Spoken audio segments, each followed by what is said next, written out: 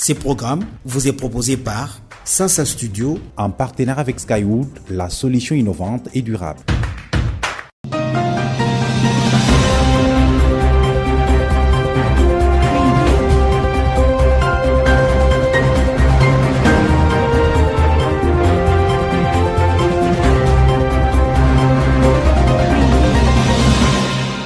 Mesdames et messieurs, je vous retrouve ce week-end dans le cadre de Sasa Magazine, votre rendez-vous hebdomadaire d'information. Bienvenue. C'est un véritable casse-tête pour plusieurs ménages de la région du Kasaï qui font face à la hausse du prix de la braise. Un article qui s'est négocié actuellement entre 20 et 22 000 francs congolais au lieu de 6 000 il y a un mois. À la base de cette situation, le tracasserie des agents des services de l'ordre et le mauvais état des routes, affirment les vendeurs et transporteurs que vous suivrez dans quelques instants. Sasa Magazine. C'est désormais chose faite. Le ministre de Finances a lancé officiellement le logiciel FinAlert. L'objectif poursuivi par cet outil qui permet à toute personne d'entrer en contact avec le patron de ces ministères pour les cas de dénonciation, promouvoir la bonne gouvernance pour le bien de tous. Ces magazines s'ouvrent par l'économie avec prix de la braise qui a quadruplé dans toutes les provinces du Grand Kasaï. Notez, un sac de cet article vendu il y a peu à 6 ou 7 000 francs congolais s'est négocié actuellement entre 18 et 20 000 francs congolais. Une situation qui pèse lourdement sur le ménage de cette région qui est sans source énergétique permanente. Faisons le point dans ce reportage d'Espérant Daniel Kamboul et Freddy Million-Bouébou. Selon les transporteurs à vélo de cette denrée, les tronçons routiers entre les villages d'approvisionnement et les forêts des fabriques sont en état de délabrement avancé. Même les routes des dessertes agricoles qui relient ces villages de la ville de Kananga sont en très mauvais état. À ceci s'ajoutent les tracasseries policières où à chaque barrière érigée, les transporteurs versent entre 1 500 et 2 000 francs au risque de subir la correction de ces hommes en armes. Ilunga témoigne. Nous demandons à l'État de lever toutes les barrières sur nos routes et de réparer nos voies. Sinon, le prix du sac de braise atteindra 25 000. Les revendeuses de la braise rencontrées au marché municipal d'Enganza sont les premières victimes. Elles ont perdu toutes les chances de subvenir aux besoins de leur ménage. Il commence le prix à 20 000 et vous négociez jusqu'à 18 000. Lorsque vous revendez en détail, vous récoltez 15 000 et vous perdez 3 500. Ceci nous met en sérieuse difficulté. Les ménagères, quant à elles, déplorent cette hausse qui vient déstabiliser la quiétude sociale. Les revendeurs disent qu'ils sont tracassés par les hommes armés. Il y a nécessité de lever ces barrières. Être nettoyeur des motos ou des véhicules et gagner sa vie, cela est possible. C'est du moins ce que l'on peut dire de ces jeunes qui ont su stabiliser leur vie à travers cette activité exercée sur la rivière Nganza dans la ville de Kananga.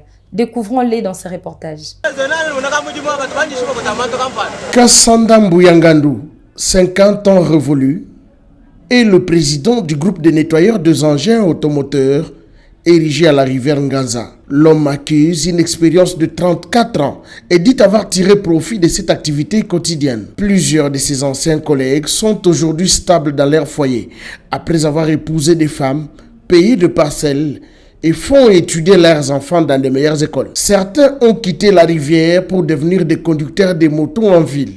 Le président de ces nettoyeurs déplore tout de même le fait que certains parmi les jeunes s'exposent à des accidents en manipulant les engins et invite les conducteurs à la prise de conscience.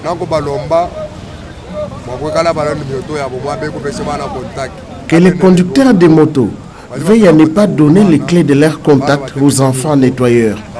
Ils les exposent à des accidents en répétition. Un nettoyeur trouvé sur les lieux confirme la version de son président. Kabasele est à l'œuvre il y a 5 ans et compte une femme et 7 enfants. Le bienfait tiré de mon travail, c'est ma femme que j'ai épousée. Le conducteur Honoré Chimanga qui fréquente ces lieux il y a 12 ans est satisfait du travail abattu. Nos frères nous aident beaucoup. C'est grâce à eux que nous avons des engins propres que nous roulons. Skywood, la solution innovante et durable. La firme allemande Geosacan, spécialisée dans la détection des ressources naturelles par satellite, souhaite collaborer avec le gouvernement en cette matière. La délégation de cette firme l'a fait savoir à l'issue des échanges avec le président du Sénat, Modeste Bahati. Suivez. Nous sommes les fondateurs et propriétaires de la société Geoscan qui se spécialise dans la détection des ressources souterraines à partir d'images satellites. Nous sommes venus aujourd'hui présenter au président du Sénat la technologie que nous avons et offrir nos services à votre grand pays.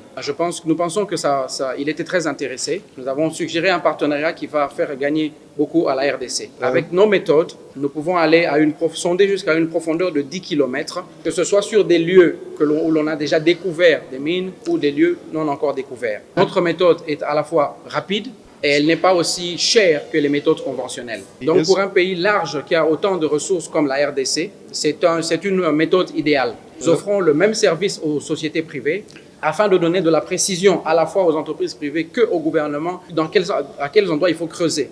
Nous sommes en train de faire tourner 50 projets en ce moment, principalement pour le pétrole et le gaz et pour les électrominéraux, tels que le cuivre, le lithium, le manganèse et le cobalt. Nous avons des clauses de confidentialité avec certains des pays où nous ne pouvons pas les citer. Nous sommes impliqués dans des projets au sud de l'Afrique et à l'ouest de l'Afrique. Et en Asie du Sud-Est, nous sommes dans de très larges projets. Skywood, la solution innovante et durable. La tendance haussière a été constatée dans la mobilisation de recettes publiques en RDC en ces débuts de l'année. Ceci ressort de la réunion ordinaire d'évaluation présidée par le ministre des Finances Nicolas Kazadi. Suivez les explications de l'inspecteur général des Finances, Jules Alinguete. Son Excellence, Monsieur le ministre des Finances, a tenu la réunion ordinaire d'évaluation des mobilisations des recettes publiques. Et pour le mois de janvier 2022, la tendance haussière de la mobilisation des recettes se poursuit. Le mois de janvier s'est soldé avec un niveau de recettes de 1019 milliards de francs congolais, soit 510 millions de dollars américains. C'est donc un très bon débit pour le budget 2022.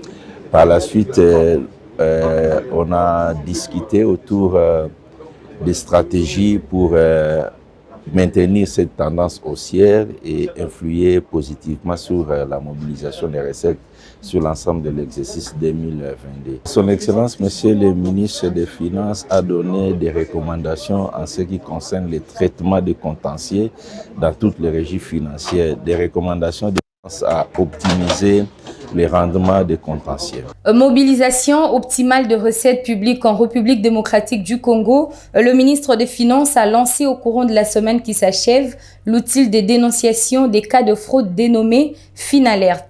Cérémonie présidée en présence de la vice-ministre Onej Ntele et d'autres membres du gouvernement Sama Lukonde. Suivez ce reportage de Sasa Studio. C'est dans cette optique de la maximisation accrue de recettes publiques, à travers les renforcements de la bonne gouvernance, en vue de répondre aux besoins de la population, préoccupation majeure du président Félix Tshisekedi, que cette ligne est lancée, fait savoir l'Argentier national. Nous avons créé FinAlert pour traduire dans les faits notre ferme volonté de créer un état de droit en matière fiscale. Et cela en vue de combattre le coulage des recettes, la corruption, le clientélisme, le détournement des deniers et toutes sortes de tracasseries financières dans notre pays. Je sais qu'il n'est pas facile, dans un tel contexte, de comprendre l'importance de notre démarche. Je suis fier de poser cette pierre supplémentaire à l'édifice entamé par le chef de l'État depuis son discours d'investiture en janvier 2019. Et nous ne ménagerons aucun effort pour la réussite de ce projet, votre projet, car vous en êtes les utilisateurs, c'est vous qui allez le faire vivre. Combattons donc ensemble les antivaleurs pour une mobilisation optimale des recettes publiques, gage de notre indépendance financière. Le lancement de cet outil est une étape importante dans le cadre des efforts déployés par le ministère des Finances, question d'instaurer une nouvelle culture fiscale, gage de la croissance. FinAlert est une application facilement téléchargeable à partir d'un laptop ou un téléphone. Le numéro vers 165 permet à toute personne d'entrer directement en contact avec les ministres des Finances pour dénoncer les fraudes fiscales ou douanières, la concussion, les tracasseries financières ou administratives. Merci d'avoir suivi cette édition de Sassa Magazine. Mesdames et messieurs, passez un excellent week-end et l'info continue sur www.sassastudio.net.